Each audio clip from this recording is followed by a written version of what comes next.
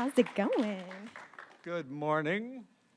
Nice to see you. Nice to see you all out and around today in beautiful downtown Cleveland. Yeah. Everybody from nearby? Yeah? Yeah, I used to come here a lot when I was a kid. Yeah, I had two uncles who one had back when natural sponges, has anybody ever seen a natural sponge that is from the ocean instead of a plastic one, right? He was a sponge dealer here for the whole Midwest. And then I also had an uncle who lived here a little bit later, his brother, who had a restaurant downtown called the Hannah Pub. This is a long time ago, guys. I'm dating myself, to say the least. But we used to come here and go to baseball games and visit my uncle. So, yeah, I have a history in Cleveland. Yeah. Do you still, follow any sports? Are there any teams that you particularly are? Are you kidding? Yeah, Who's the team? Every morning, the first thing I do is open the sports page. Yeah. I live outside of New York City and have lived there on and off for, I'm not going to, again, age myself by telling you how long. And so I'm a big New York Knicks fan. Sorry, Cavs fans. And also a New York Giants fan and a Yankee fan. And also I follow all sports. I've been watching the U.S. Open in my hotel room. So I'm a big kind of, all-around sports fan. It's so cool that you can just look out here and see the stadium. But Oh. were they saying, are they moving the stadium? Is that something that's happening, or am I making this up? Supposedly. Okay. Moving the stadium? Why? Because it's Cleveland. Is that Well, I mean, it makes no sense. I mean, it's in such a beautiful place, first of all, right on the shore of Lake Erie, for God's sake, and then, huh? Yeah, I agree with you. Yeah. Yeah, they're moving it to Brook Park. Which is Where's that? a suburb? Okay. It's a suburb. Interesting. To appeal more to people in the area rather than it's being downtown. Renton wants to make more money for himself, and he can't do that here. I know. Okay. I get it. Well, I get it. we'll enjoy it for now. Yeah, exactly. So thank you for being here. Oh, my pleasure. I'm going to take this out. I love especially Nightmare Weekend. And so out of curiosity, do you remember the first horror film that you ever watched that maybe made you lose some sleep at night? Oh, are you kidding? What is Of it? course. What was it? I was a kid growing up in West Virginia. This was when I was probably 10 years old, and I lived in a small town, a small coal mining town in West Virginia, and where you could walk to the movies. And there were two movie theaters in town. There was the Beckley Theater, my hometown is Beckley, West Virginia, and the Palace Theater. The Palace Theater was where you would, when you finished your box of popcorn, you put the box behind your head so you wouldn't get ringworm. It's true. It's true. They did not keep the place up very well, obviously. And then the Beckley Theater, which is where I saw the original The Thing.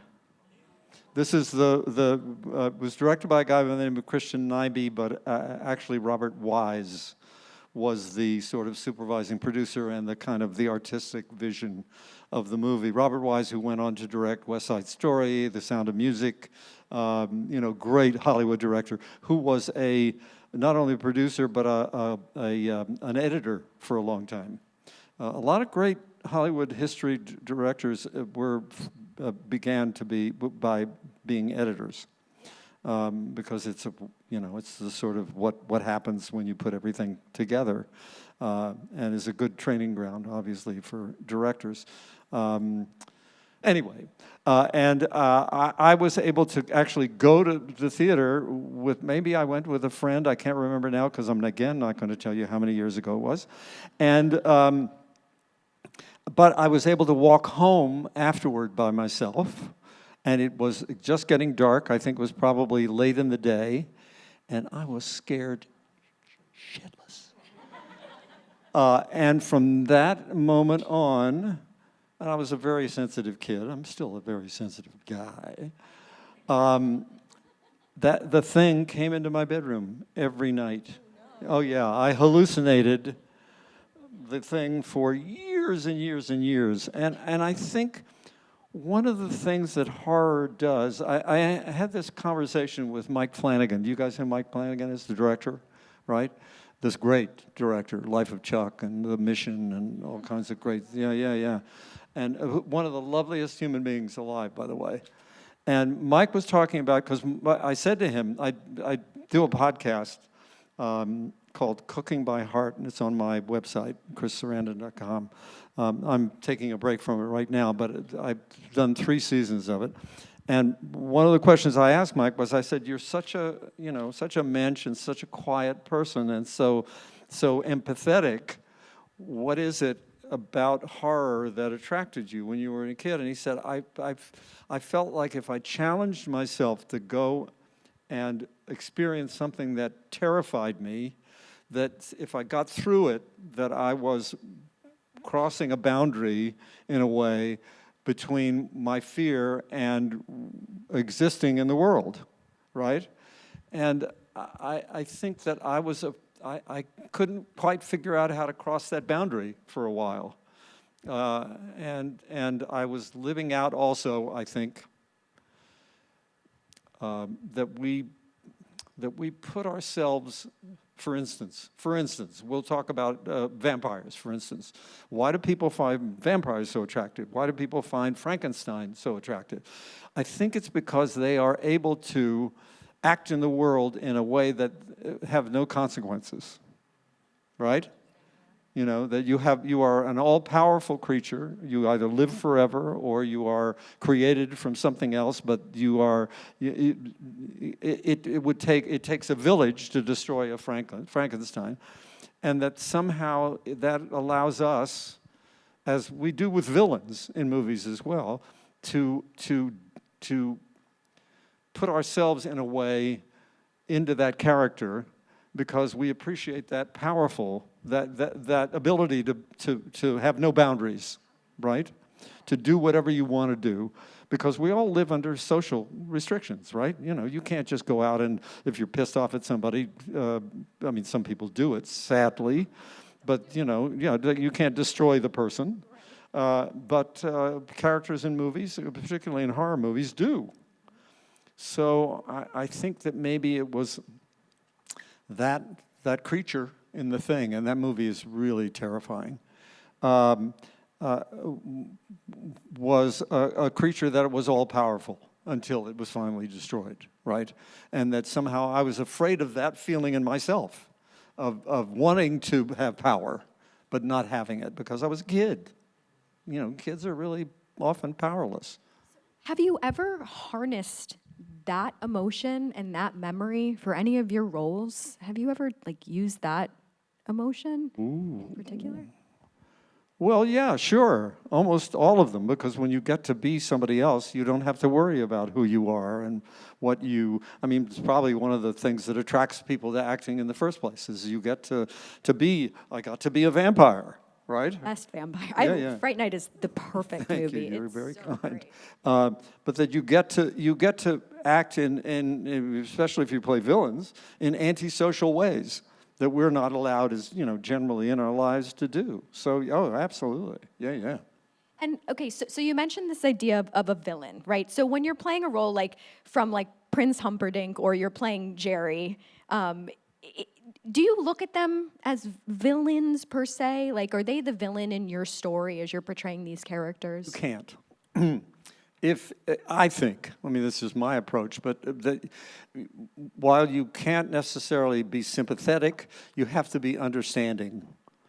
You have to understanding why people act the way they do. One of the things that I think was powerful about the way Tom Holland created this character in Fright Night was that he understood, as I did, it was one of the things that attracted me about the script, that there's a price to pay for being a villain, for living forever, and that it's not, despite the fact that we identify with villains, because they can act in ways that are socially inappropriate, or can be psychopaths, whatever, that there's a price to pay for that.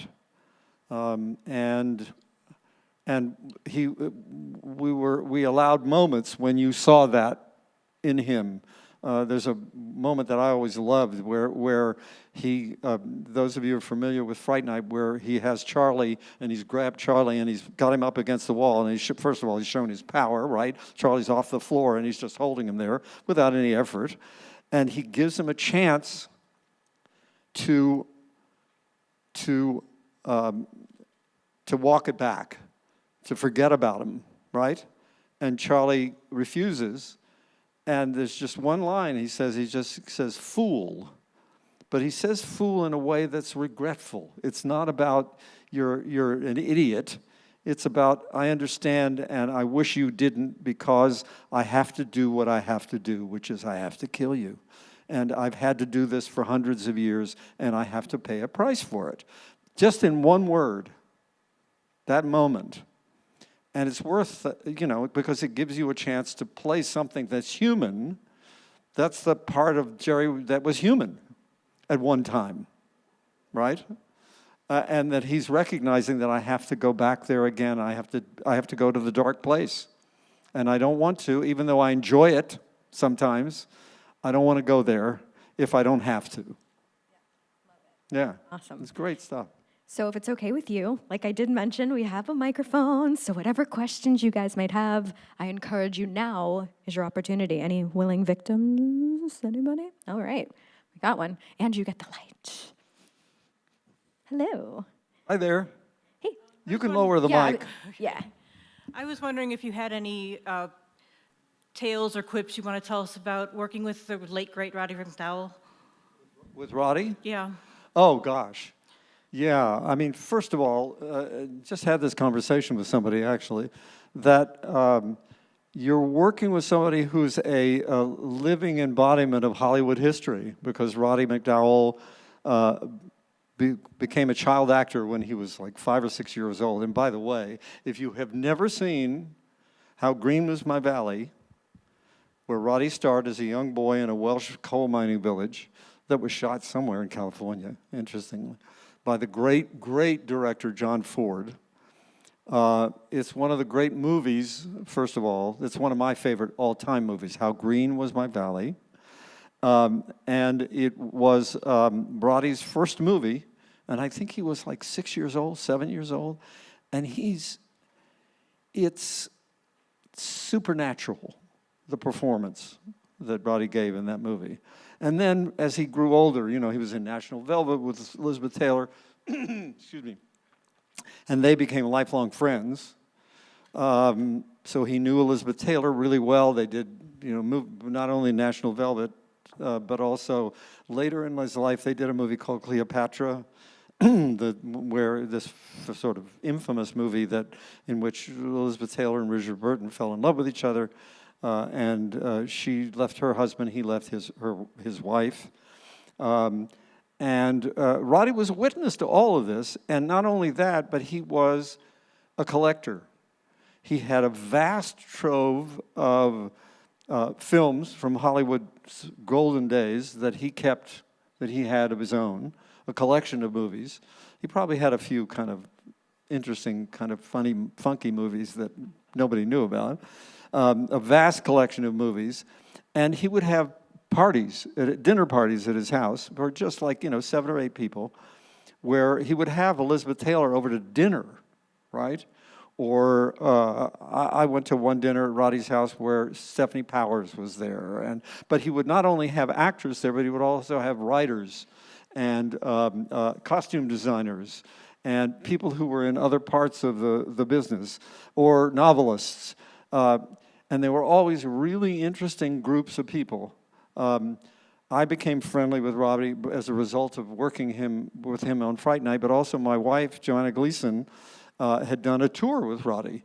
They were on the road together doing a play with Vincent Price, and Vincent Price's wife, Coral Brown. And so she knew Roddy from being on the road with him for like 6 months at one point.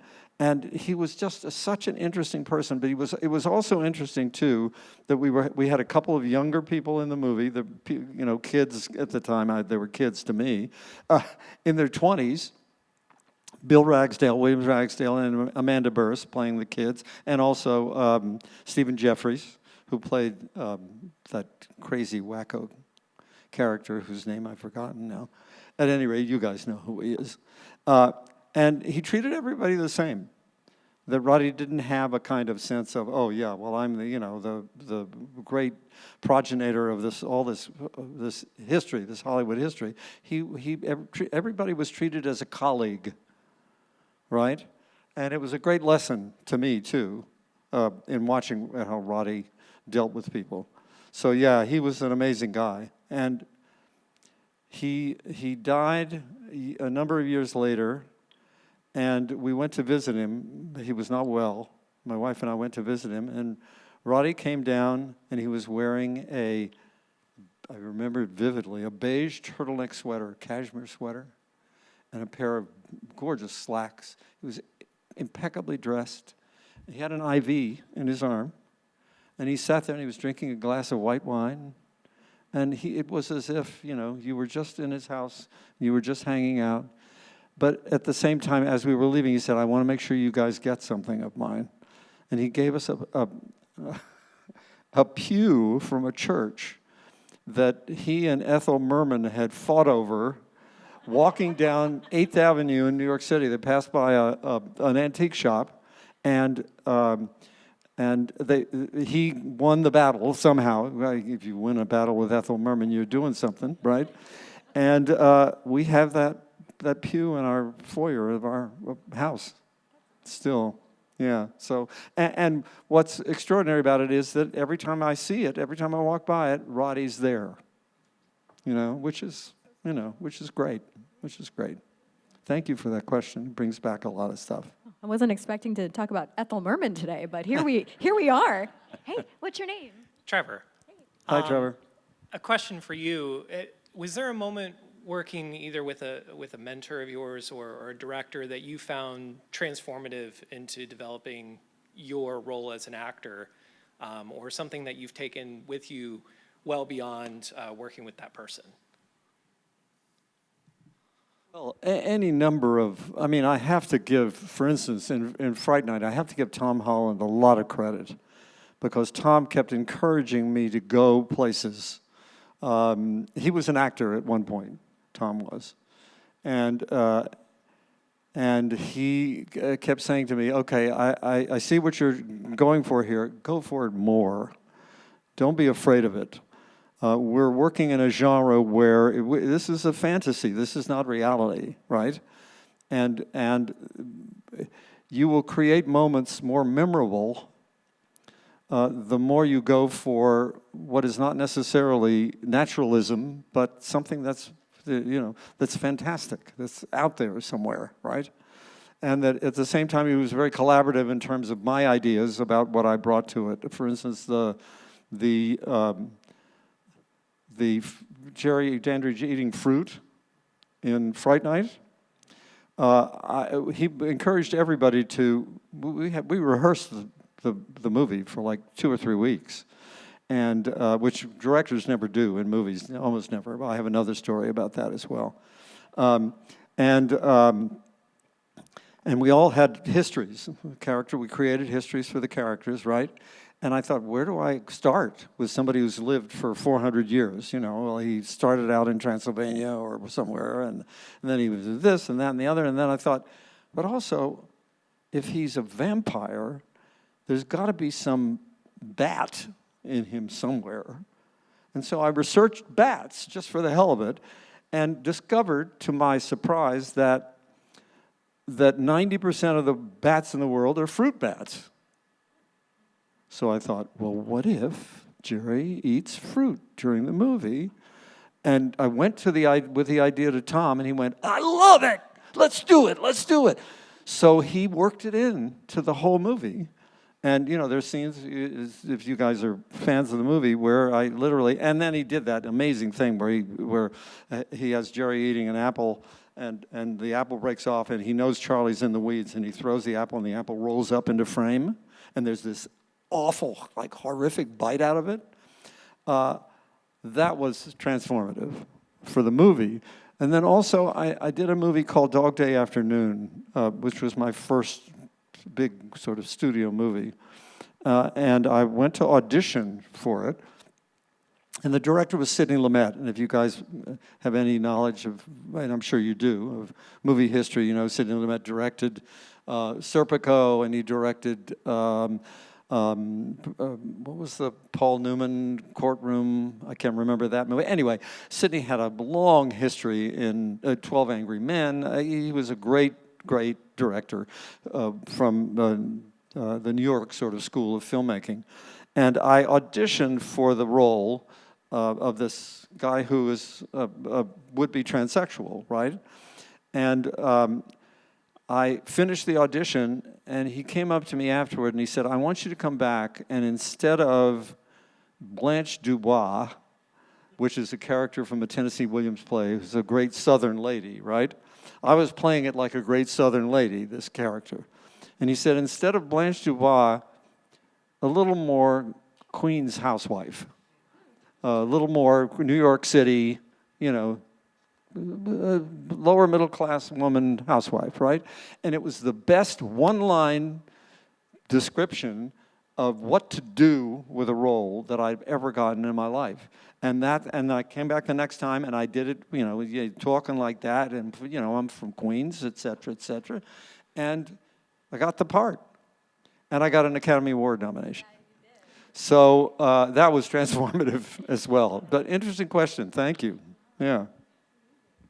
Hey, what's your name? Holly. So I have a question for you. Hi, Holly. I just poured water on myself. I'm sorry.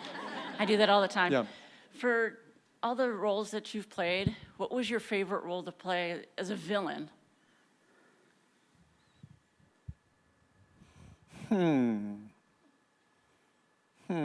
Well, Humperdinck. Has to be Humperdinck. Yeah, because he's so, there's a word that I've used to describe him, and the word is fatuous, which is that somebody who's full of themselves and who have a kind of self-regard that's just annoying, right? And I'll tell you a little story that was instructive. There's another one, okay? To the question about transformative, I auditioned for William Goldman and Rob Reiner for The Princess Bride, right? And I had been a big fan of the movie for years. I mean, not of the movie, but of the script, but first of the book. It was a book first, and then it was turned into a screenplay that William Goldman, who wrote the book, created. And William Goldman was a multiple Academy Award winning screenwriter before that. And I went into the audition and I finished the scene that they gave me, which was the scene in which Princess Buttercup says something like, I'll end my life, I'll commit suicide if you can't find Wesley, whatever and my line was, I hope you'll consider me as an alternative to suicide, right? And I finished saying the line to whomever I was reading with, and Rob Reiner cracked up. And I'm thinking to myself at the time, how could he crack up? This is a very serious moment for this character. And then I realized, first of all, the lesson of the movie, and one of the reasons why I think the movie has always been so successful, is because the characters don't play the comedy for comedy. They let William Goldman's script do the work. And that Prince Humperdinck doesn't realize that this is kind of a stupid, funny thing to say, right? Consider me as an alternative to suicide, which is not saying very well, you know, speaking very well for yourself. And that he's very serious about it. That comedy is serious business. And that as soon as you start winking and telling the audience, I know this is funny, just wait, then you're in trouble, right? And it was, first of all, a key to the character. He takes himself totally seriously. Let the lines do the work. You know, I've had my wife to murder, my Gilder to frame for it, I'm swamped. he's complete. He's just been asked by Count Rugen if you'll come down to the pit of despair and help me out. I can't. I'm swamped. I got to kill him, murder my wife. I got to do this. I'm my life is a misery, right? There's another great line where he says, "Try ruling the world sometime." So I'm just thinking back. Sorry. What was the question? You answered it. You got Okay, it. I answered it. Yeah. Yeah. So that was one, and then just as far as roles are concerned, the guy wasn't a villain, but he was a very complicated, difficult character to understand until he does the ultimate great self abnegation. From A Tale of Two Cities, I played the Sidney Carton and Charles Darnay in a version that was done for Hallmark Hall of Fame television, with a cast of amazing British actors. And that Sidney Carton was another one where he's kind of a villainous character. He's a drunk. He's a reprobate. He hates himself, but he's redeemed in the end by the ultimate sacrifice, and he sacrificed for love. So, anyway. Yeah. I was going to say we have time for more questions. In the meantime, hi. If you want, you can. Yeah, take it out. Thank you. And tell us your names, please. Yeah. I'm Mike. Hi, Mike. I'm Joey. Hi, Joey. Do you know any deleted scenes from The Nightmare Before Christmas? No, I don't think there are any deleted scenes that I know of. It could be. I was only recording my own scenes. That is, I never worked with any of the other actors except for Catherine O'Hara. She and I did the Sally scenes one day, all of the Jack Sally scenes together. But other than that, I never worked with any of the other actors, mostly because Jack was always in scenes with lots of crowds of people, except for Sally. So I'm not aware of any that were deleted. It's possible that there were some. I do know that once, my sense is this, and I'll answer the question this way. That movie, I would go every 6 months to record for 2 years. And I would be in the studio with Henry Selick, the director, the guy who also directed Coraline and then James and the Giant Peach, this master of stop motion animation, right? Basically it was just me and Henry in the studio, him going, "No, do it this way. Try this." And then he would give me the line reading. Or he would just say, "Try it 5 different times, 5 different ways." And then they patched that together to create the scene that was written, right? That was in the script. And then they would animate, and the animation took 6 months for just that one day.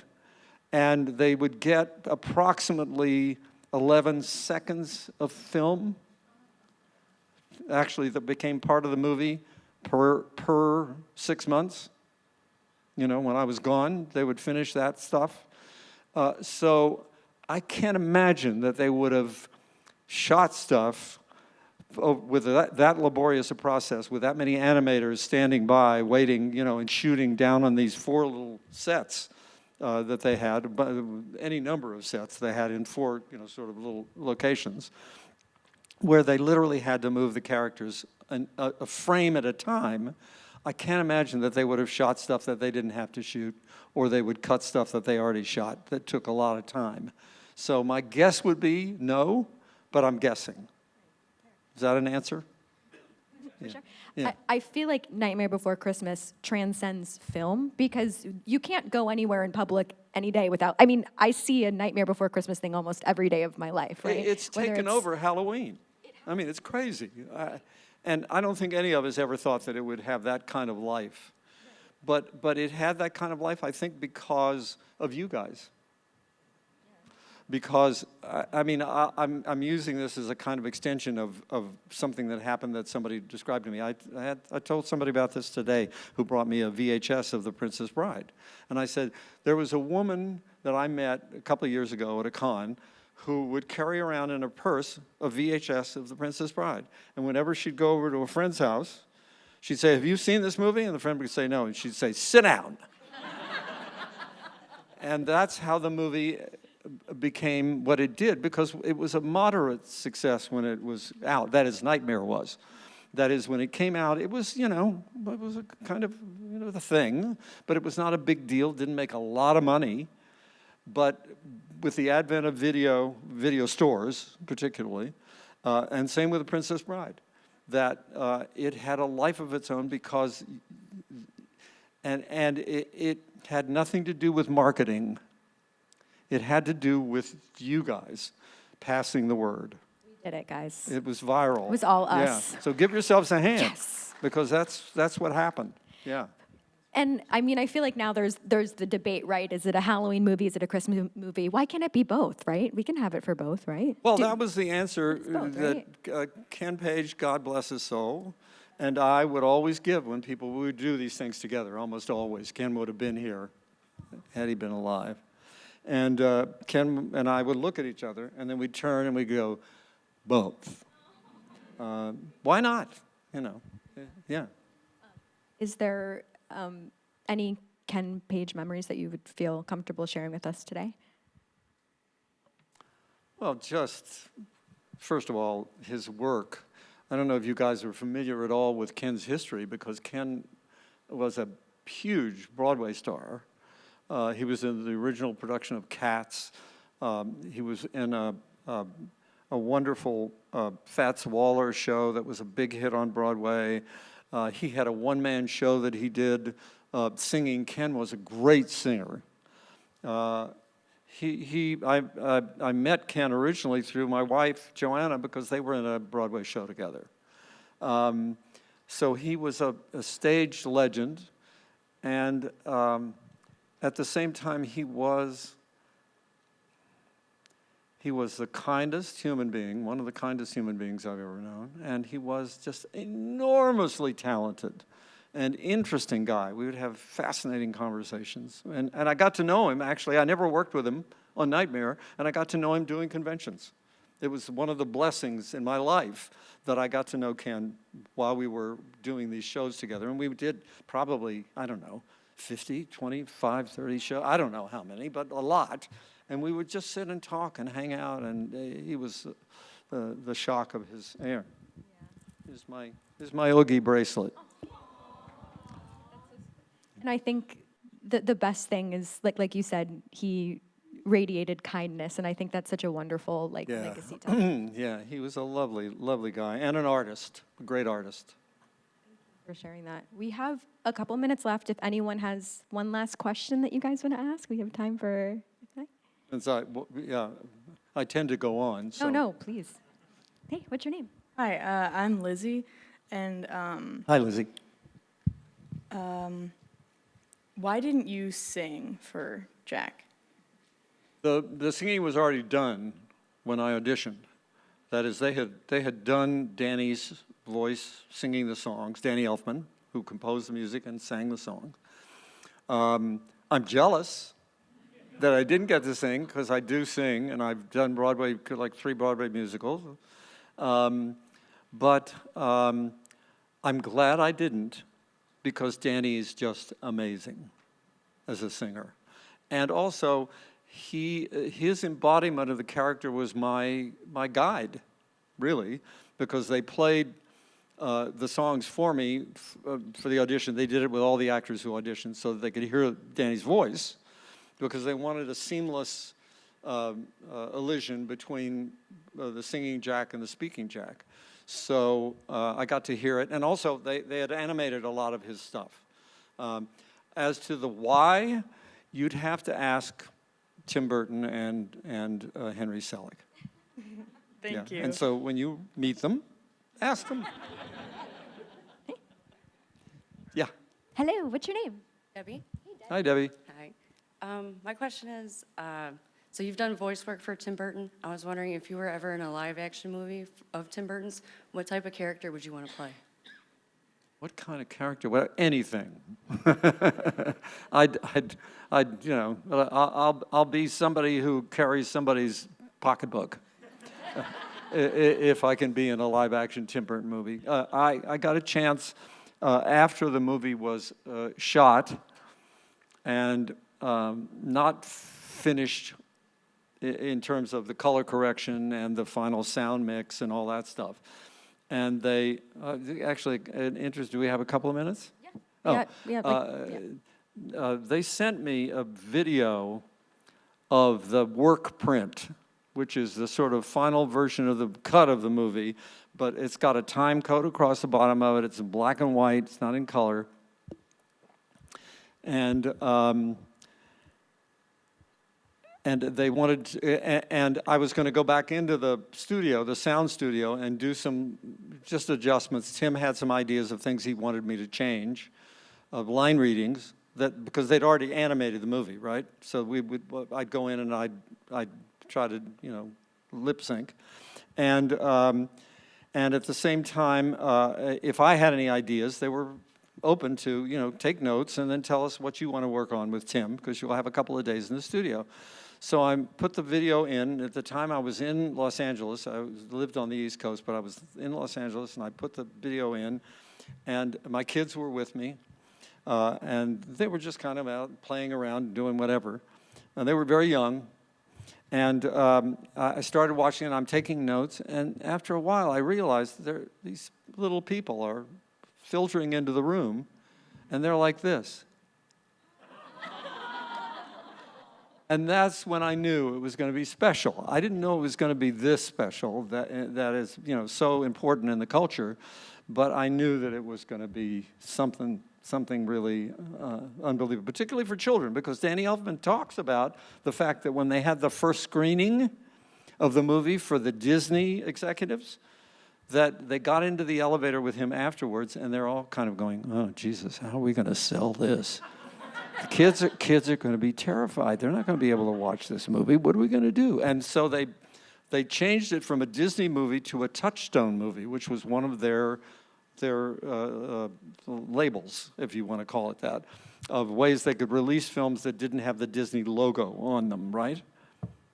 Go figure, right?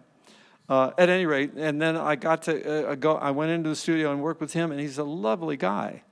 I mean, he's very sort of laid back and soft-spoken. I'm sure, you know, he can be tough if he has to be. He's a Hollywood director, right? But at the same time, he was very collaborative and great. So I'd do anything if he called me these days. Yeah. And whenever I see him, he's always, hi, you know, we're great. We're so happy that we made this movie, et cetera, et cetera. I mean, he's lovely. And he loves this movie, by the way, which is one of the reasons why I don't think you'll see a sequel or a prequel, for that matter.